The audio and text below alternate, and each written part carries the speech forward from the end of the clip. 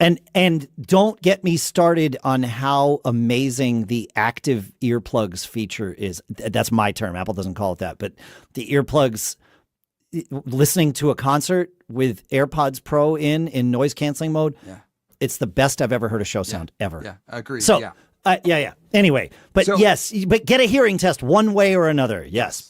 So yes. strongly urge that. So I got some in-ears, and we just, I want to say about a month and a half ago, got this rack up and running at our rehearsal space. And we had, I'd say we had two practices with it, and we were like originally we were like, oh, this long runway, it's going to take us a while to get used to this. After two practices, I actually even say after probably one practice, we were like, okay, how do we get this at our next live gig? How do we get this up and running? Like it is such a game changer that, I don't want to say I'm never going back, but I'd say that, you're never going back. I can see it in your eyes. I can hear it in your voice. So this is amazing to me that you tried it for yourself. You've tried it a few times already. So this was not your first go with it.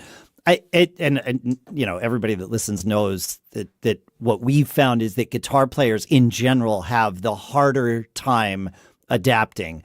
You were the driven one, so you weren't going to give up on this, right? No. You might have a hard time adapting, but it didn't matter. Like you were hell bent on making this happen. It's amazing that your bandmates instantly warmed up to it. That tells me one of two things. Either your rehearsal room sounded like crap before and anything would have been better, or you lucked out and got good mixes for everyone out of the gate. Maybe listening to this show gave you a good starting point. Yeah. So I would say I got lucky because our rehearsal studio is amazing. We have phenomenal equipment in there. It sounds great. But I think that everyone conceptually understood the value of in-ears.